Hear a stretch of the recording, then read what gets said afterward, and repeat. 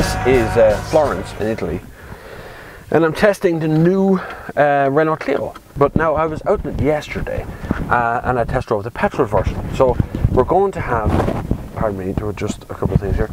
We're going to have 3 versions in Ireland. So we're going to have a 1.2 petrol, which we all know and love and understand. We're going to have a 900cc petrol, which is fabulous. Little 3-cylinder engine. It's really clever. And we're also going to have this diesel, which is a 1.5 DCI 90 brake horsepower diesel version. Italian radio, what can I say? Listen to that.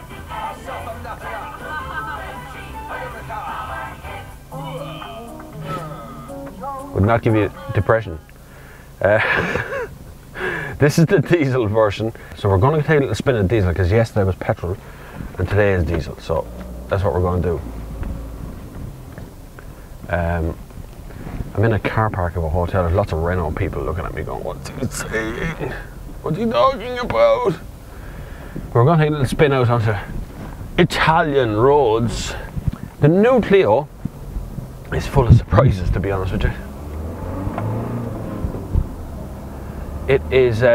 It's a very clever car. It's a very clever amount of ingenuity in the entire car. I'm quite happy to say that it's one of my favourite little hatchbacks this year, because it looks nice, it goes nice, and it, you know, in here in the cabin, it's very clever,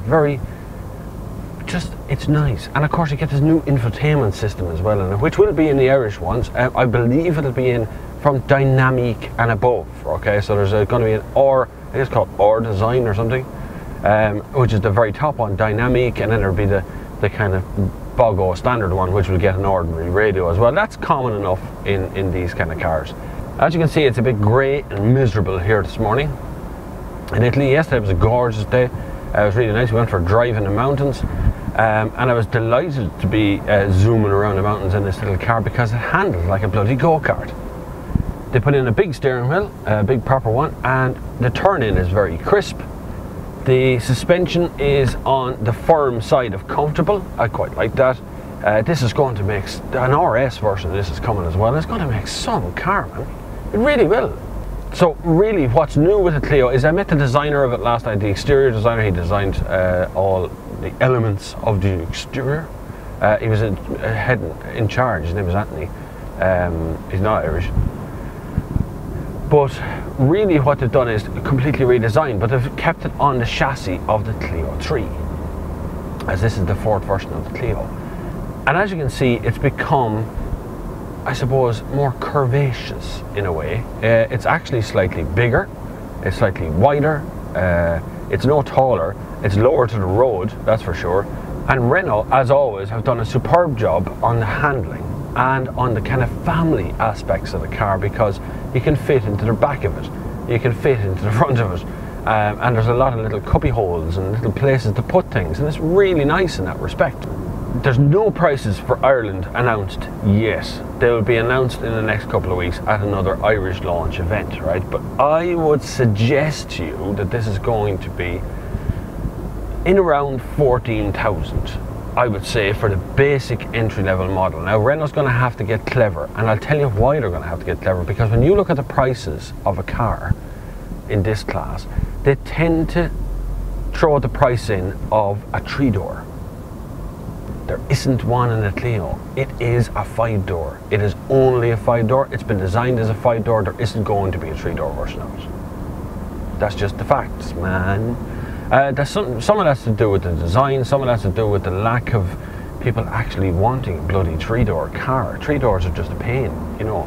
If you've ever worked in sales and car sales, the last thing you want to see is someone coming through the door in a 3-door hatchback to trade it in on a 5-door hatchback, because you'll never get rid of the bloody 3-door. Handling wise, the new Clio is second to none. It really does handle very well. Turn-in is crisp, it's nice. I love this diesel engine. It really is very good. You people will probably want to buy 900cc, a 90 brake horsepower petrol version, which is very good, makes a great noise. It's an enjoyable car to be sitting in to drive. It's definitely worth a look. There will be a 1.2 litre petrol as well. Again, I'm not convinced on the prices of this. I think you should probably go for the 900cc petrol.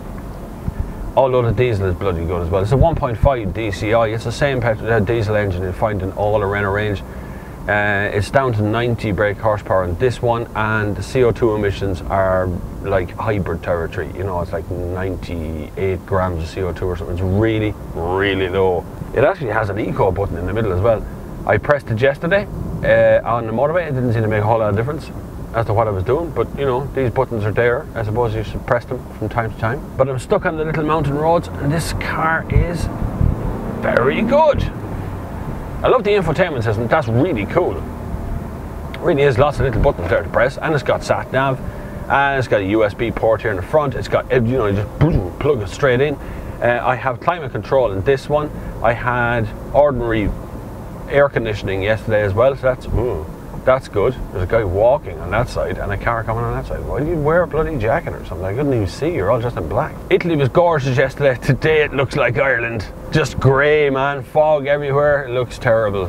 I'm very happy to say that the Clio is superb. Absolutely brilliant little car. It's a delightful place to be. It's a nice drive. It's a nice car in all respects. I do like pretty much everything about the car. There's not much I'd change about the entire package. It is a very memorable drive, a very memorable thing. It's got a personality. I love this red interior, red dashboard. You can have it in all sorts of colours, and you can even customise it as well. There's lots of customization options. You can have a little target on the roof. It is going to be a exceptional car for Ireland, and I do believe that, to be honest with you. I think it is going to be a real type of car that Irish people will fall in love with again. I'd like to see more of it. I'm hoping that we're all going to be driving around the Clio. It has an Irish launch very soon. I'm going to try and go. I've been invited, but I'm going to try and get along to that if I can. And there'll be a full test drive of it soon. And Renault are going to do something a little bit clever, which is to bring in this version into Ireland for us to test drive, because the right-hand ones aren't ready yet. And so we're going to be one of the first test drives in Europe, because we're bringing in the left-hand drive ones into Ireland. Not for sale. The one you buy when you go down to the shop or go down to the dealership will be right-hand drive. But for me, because we're like on the edge of the seat, man, you know, we are seat of the pants stuff. They're going to bring in this one for me to have it in test drive in Ireland. So expect a full review in the next few weeks. But at the moment, I am enamoured with the little Renault Clio. It is very, very good. So, from miserable looking Italy out there, fare thee well. I shall see you when I get back to Ireland.